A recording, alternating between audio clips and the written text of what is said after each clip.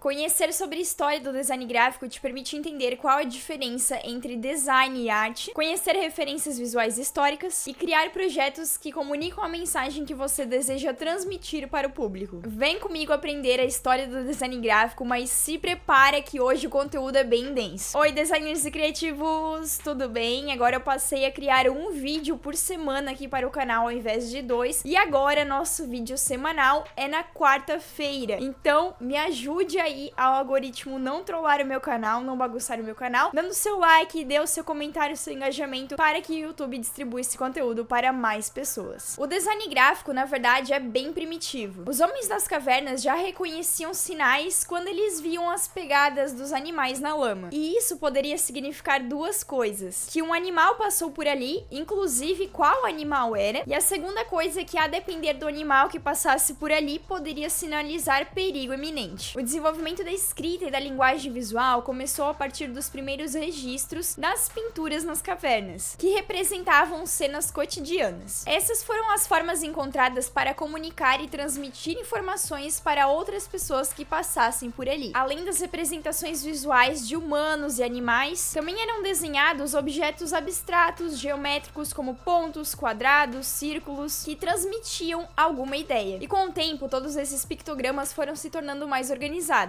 E uma das primeiras formas de linguagem escrita nasceu com o objetivo de identificar o que continha nos objetos de cerâmica onde eles armazenavam os alimentos. E essa seria uma espécie de design de embalagem primitivo. Como esse primeiro sistema de escrita era complexo e exigia um estudo bem demorado, os primeiros modelos de alfabeto surgiram. Cada região do mundo trabalhou nos alfabetos de uma maneira diferente, com base na pronúncia das palavras. E ele passou a ser adaptado e reconhecido pelas culturas locais. E, inclusive, foi nesta época que surgiram as fontes serifadas e as letras capitulares que usamos até os dias de hoje. Depois da construção do alfabeto, chegou a invenção do papel, que revolucionou a forma com a qual a sociedade realizava seus registros. Este primeiro papel foi fabricado a partir do papiro, que era uma planta abundante na região do Egito. E com a invenção do papel, também chegou um dos principais feitos da história humana: a impressão, que foi desenvolvida pelos chineses. A primeira forma de impressão foi desenvolvida em relevo, onde aplicava-se tinta em uma superfície e transferia para o papel, em uma espécie de carimbo que conhecemos hoje. Nessa época, nós tivemos dois projetos de design gráfico pioneiros, que eram o papel moeda e cartas de baralho. Eles faziam muito disso na época. A contribuição da China para a comunicação visual através da impressão foi bem importante, pois se disseminou para o Ocidente e chegou na Europa na época do Renascimento. Após a chegada da impressão na Europa, o design gráfico tomou um novo horizonte com a chegada da tipografia, em meados do século XV. Se você já estudou design gráfico, já deve ter se deparado com o sobrenome Gutenberg em algum momento. O Gutenberg, nascido na Alemanha, foi um dos pioneiros da tipografia. Apesar do tipo móvel, que era um dispositivo que aplicava pressão em uma superfície com tinta, ser desenvolvido pelos chineses, foi Gutenberg que modernizou esse método e permitiu com que a impressão e a tipografia fosse produzida em larga escala. Isso possibilitou com que a humanidade pudesse reproduzir de maneira econômica a comunicação alfabética, abrindo possibilidade para guardar e registrar todas as informações que continham naquele momento. Antes disso, a escrita era realizada toda de maneira manual, então todas as histórias, os conhecimentos, os registros eram feitos pelos copistas. Porém, como a escrita manual possui variações nas suas letras, a tipografia veio para revolucionar a forma com a qual eles registravam. E esse erro na hora de copiar também foi sanado por essa invenção. E dessa forma, os primeiros livros da humanidade surgiram. Com a Revolução Industrial, eles tinham necessidade de reproduzir informações, mensagens em larga escala. E eles faziam tudo isso por meio de folhetos, livros, cartazes, e isso necessitou de um ritmo cada vez mais rápido de produção, que permitiu a expansão desses materiais publicitários. E essa produção em larga escala abriu a necessidade de cada vez mais criar um design apelativo que chamasse atenção e que se diferenciasse dos concorrentes e dos demais cartazes e folhetos, mensagens. Por essa necessidade de tornar os caracteres cada vez mais expressivos, além das letras do alfabeto terem o objetivo de comunicar uma mensagem escrita, tornou-se necessário criá-las com um visual também atrativo, com alto contraste e grandes dimensões. Foi nesse momento que surgiram as fontes display, que são fontes mais artísticas, artísticas, enfeitadas, diferentes, e também surgiram as fontes um pouco mais grossas, mais espessas, que na época eles chamavam de fat faces. Hoje em dia a gente chama de bold, extra bold, por aí vai. E por volta de 1830 também nasceram as fontes sem serifa, que na época tiveram um lançamento um pouco conturbado, mas aos poucos elas foram cada vez mais usadas e usamos até os dias de hoje. Mas produzir imagens ilustrativas, preparar as lâminas de impressão eram processos bem manuais até a chegada da fotografia. A primeira fotografia foi produzida por um francês chamado Joseph, que teve seu processo aprimorado, pois ele fornecia um enorme potencial para a reprodução de materiais publicitários. Além disso, fornecia registros históricos para a imprensa. E os designers, é claro, exploraram esse novo modo de comunicação, fazendo recortes, colagens, montagens, justaposição e as composições das narrativas. E apesar do design e da arte serem coisas distintas nos dias atuais, os movimentos artísticos contribuíram e muito para o surgimento do design. Vou te contar um pouco sobre os principais movimentos que fazem parte dessa história. Movimento Arts and Crafts. Esse movimento, também conhecido como artes e ofícios, nasceu na Inglaterra no final do século XIX, como resposta à Revolução Industrial. A industrialização estava em andamento e cada vez mais as pessoas saíam do campo para ir morar na cidade. Quem liderou esse movimento foi William Morris, com a intenção de retornar aos ofícios manuais, reavivar e restaurar a dignidade do artesão e criar também uma arte menos elitista. E após surgir este movimento, ele se tornou uma figura central na história do design. A estética desse movimento era mais artesanal, com artes produzidas em menor escala, com alto valor estético e personalizado. E esse ato de revalorizar o trabalho manual, recuperar o valor estético dos objetos, das artes produzidas pelos artesãos, que eram para uso cotidiano, viriam a se transformar no design gráfico que conhecemos hoje. Art Nouveau.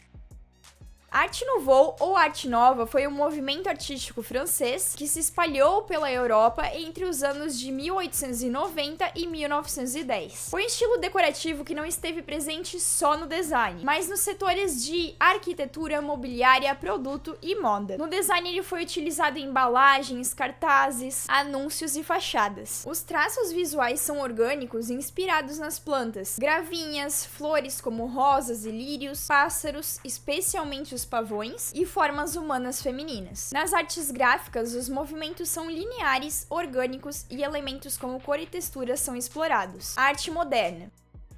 A arte moderna é uma das mais próximas da nossa realidade e certamente em algum momento você já precisou desenhar o abapuru nas aulas de artes. A arte moderna foi marcada pelo rompimento com o realismo, onde os artistas usavam o contexto da guerra, realidade social e outros fatores para se expressar. Artistas como a Frida Kahlo, Van Gogh, Picasso foram peças-chaves para esse movimento. No design gráfico, o que dominou foram os artistas que retratavam imagens cotidianas, coisas da nossa vida real. Isso dentro dos movimentos mexicanos e até mesmo movimentos brasileiros. A Semana de Arte Moderna do Brasil foi divulgada com uma tipografia estilo rabisco e representações de cordel também foram muito presentes. Já nas representações norte-americanas, nós podemos ver duas nuances. As artes de outdoors e panfletos representavam uma família estadunidense feliz e tradicional. Já os anúncios mexicanos traziam a realidade, retratavam pobreza e exploração que tinha na época. Em alguns jornais e revistas também percebemos traços de cubismo na composição das fotografias. As tipografias eram mais desenhadas e trabalhadas, formatos arredondados e estilo cursiva dominavam. Bauhaus e nova tipografia. O propósito da escola de Bauhaus era tornar o design gráfico acessível e funcional para todos. Eles buscavam a todo custo unir a arte à indústria. E essa abordagem abandonou um pouco aquela escrita cheia de detalhes para trazer algo um pouco mais minimalista que nós usamos até os dias de hoje. Herbert Bayer foi a peça-chave para a criação da tipografia geométrica, com linhas retas e formas simples. Esse tipo de tipografia virou marca registrada na divulgação da escola. E um marco importante foi a popularização do uso do tipo de sem serifa. Como eu comentei com vocês antes, foi algo bem conturbado no seu início. E esse tipo de tipografia leva uma estética sem detalhes, com um visual bem mais limpo, o que trouxe também uma comunicação mais objetiva para o leitor. As letras maiúsculas maiúsculas ou minúsculas são representadas por formas geométricas como círculo, quadrado e triângulo, o que trazia um aspecto mais moderno e minimalista. As linhas eram retas e tinham ângulos mais agudos. Outro aspecto importante é o espaçamento equilibrado, que é um dos principais fundamentos da tipografia Bauhaus. Como eu sempre falo em todos os meus vídeos e os meus conteúdos, você ter um repertório cultural aguçado faz toda a diferença na criação dos seus projetos de design. E muito da escola de Bauhaus é usado até os dias de hoje. Em 2020, nós tivemos um boom na estética minimalista. Grandes empresas mudam seus logotipos constantemente, os projetos também passaram a ser mais sucintos, mais coesos, mais objetivos. O design de interface e até mesmo editoriais de moda estão com essa estética Bauhaus. O design pós-moderno.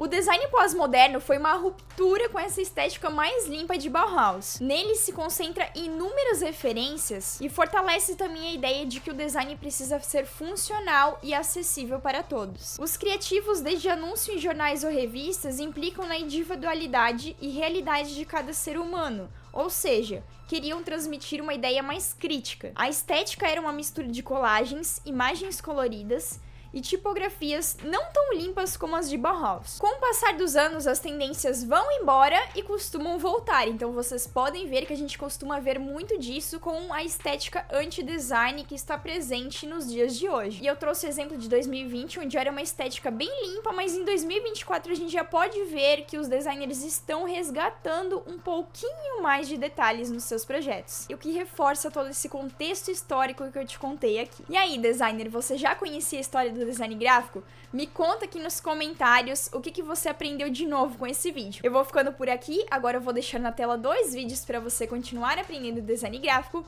Um beijo e até a próxima!